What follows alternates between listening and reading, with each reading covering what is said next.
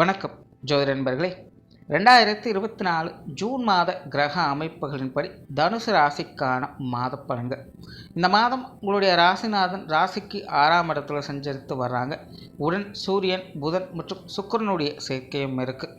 ஆகையினால் இந்த மாதம் தனுசு ராசியை பொறுத்த வரைக்கும் அனைத்து விஷயங்களுமே ஒரு கலவையான நிலைகளிலேயே இருக்கும். அவ்வப்போது கொஞ்சம் தேவையில்லாத டென்ஷன், அலைச்சல்கள் போன்ற விஷயங்களும் வந்து போயிட்டு தான் இருக்கும். இருந்தபோதும் சில நேரங்களில் அது போன்ற விஷயங்களை ஈஸியாக சமாளித்து சிறப்புகளையும் பெற்று வருவீங்க. அதாவது தனுசு ராசியை பொறுத்த வரைக்கும் நல்ல விஷயங்களாகட்டும் கெட்ட விஷயங்களாகட்டும் அதனுடைய எக்ஸ்ட்ரீம் லெவலை பார்க்கக்கூடிய ஒரு மாதமாக அமைஞ்சிருக்கு. ஸோ இது அவங்களுடைய வயதிற்கேற்ப அவங்களுடைய தேவைக்கேற்ப அனைத்து விஷயங்கள்லையுமே முடிஞ்ச அளவுக்கு ஒரு பாசிட்டிவான விஷயங்களோடு அப்ரோச் பண்ணுறது நல்லது. தேவையில்லாத ஆகாத விஷயங்களை கொஞ்சம் ஒதுக்கி விட்டு செயல்பட்டு வருவது நல்லது. குறிப்பாக தனுசு ராசிக்காரர்களுக்கு இந்த மாதம் உடல்நலம் சார்ந்த விஷயங்களில் கொஞ்சம் கூடுதல் கவனம் எடுத்துக்க வேண்டியதாக இருக்கும். நிறைய பேருக்கு இந்த கோபம், பதட்டம், டென்ஷன் போன்ற விஷயங்கள் கூட கொஞ்சம் தேவையில்லாத தொந்தரவுகளாகவும் அமையும். உடன் இருப்பவங்களோடு தேவையில்லாத வாக்குவாதங்கள் போன்ற விஷயங்கள்லாம் முடிஞ்ச அளவுக்கு கொஞ்சம் தவிர்த்து வர்றது நல்லது.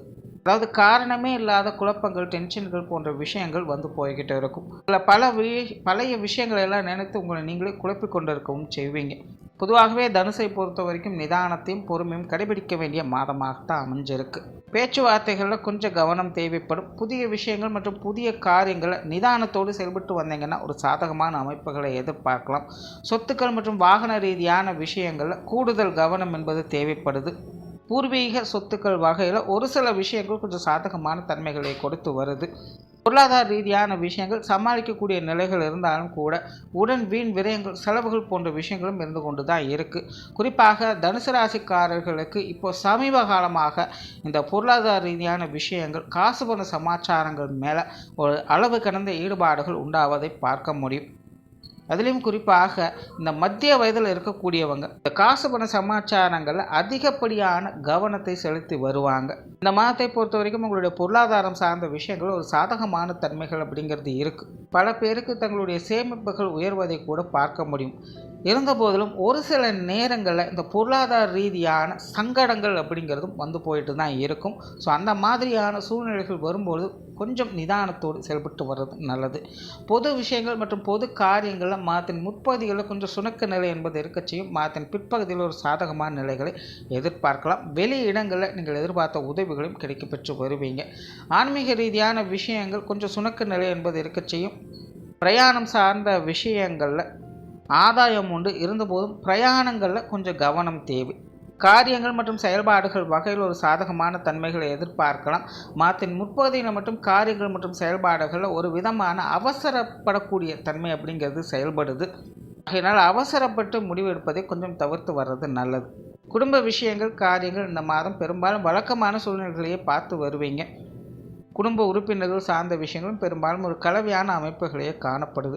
பெற்றோர்கள் சார்ந்த விஷயங்கள் ஒரு அளவான அமைப்போடு செயல்படுது. குறிப்பாக மாதத்தின் முற்பகுதியில் பெற்றோர்கள் வகையில் கொஞ்சம் நிதானத்தோடு செயல்படுறது நல்லது. மாதத்தின் பிற்பகுதியில் கொஞ்சம் மீட்டிங் போட்டியான விஷயங்கள் இருந்தாலும் கூட சமாளிக்கக்கூடிய நிலையை பெற்று வருவீங்க.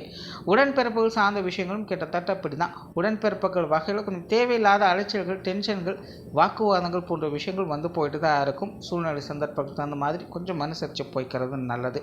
கணவன் மனைவி உறவுகள் இந்த மாதம் சாதகமான நிலைகளில் இருக்குது. மாதத்தின் முற்பகுதியில் வாழ்க்கை துணையின் வகையில் கொஞ்சம் தேவையில்லாத விரயங்கள், செலவுகள், அலைச்சல்கள் போன்ற விஷயங்கள் வந்து போகலாம். இருந்தபோதும் பெரும்பாலான விஷயங்கள் உங்களுக்கு சாதகமான தன்மைகளை தான் கொடுத்துட்டு இருக்கும்.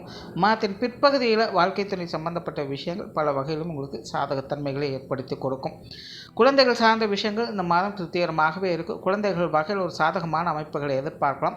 கடந்த சில மாதங்களாக குழந்தைகள் வகையில் கொஞ்சம் தேவையில்லாத விரயங்கள், செலவுகள் போன்ற விஷயங்கள்லாம் வந்து போயிருக்கும். இந்த மாதம் அது போன்ற பிரச்சனைகளெல்லாம் தவிர்த்து குழந்தைகள் வகையில் ஒரு சுமூகமான மாற்றங்களை எதிர்பார்க்க முடியும்.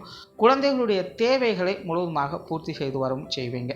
திருமண விஷயங்கள் மற்றும் புத்திரபாக்கிய அமைப்புகள் சாதகமாக இருக்குது. குறிப்பாக மாதத்தின் பிற்பகுதியில் திருமண விஷயங்கள், புத்திரபாக்கிய அமைப்புகள் ரொம்பவும் சிறப்பாக இருக்குது. காதல் சம்பந்தப்பட்ட விஷயங்களில் சாதகத்தன்மைகளை எதிர்பார்க்கலாம். உற்றார் உறவினர்கள், நண்பர்கள் வகையில் சுமூகமான விஷயங்களை எதிர்பார்க்கலாம்.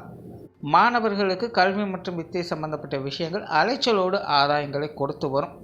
தொழில், வேலை, உத்தியோகம் சார்ந்த விஷயங்கள் ஒரு கலவையான நிலைகள் இருக்குது. இருந்தபோதும் சமாளிப்பு தன்மையோடு செயல்பட்டு வர்றதுனால மாதத்தின் முற்பகுதியில் மட்டும் கொஞ்சம் நிதானம் தேவை. மாதத்தின் பிற்பகுதியில் தொழில், வேலை, உத்தியோக ரீதியான சாதகத்தன்மைகளை எதிர்பார்க்கலாம். வெளியூர் மற்றும் வெளிநாடு சம்பந்தப்பட்ட விஷயங்கள் அளவான அமைப்போடு செயல்படுது. மொத்தத்தில் இந்த மாதத்தை பொறுத்த வரைக்கும் தனுசு ராசிக்கு அனைத்து விஷயங்களுமே ஒரு கலவையான நிலைகளை தான் செயல்படுது. சூழ்நிலை சந்தர்ப்பங்களுக்கு தகுந்த மாதிரி கொஞ்சம் அனுசரித்து வந்தீங்கன்னா சாதகமான பலன்களை எதிர்பார்க்கலாம். நன்றி, வணக்கம், வாழ்க வளமுடன்.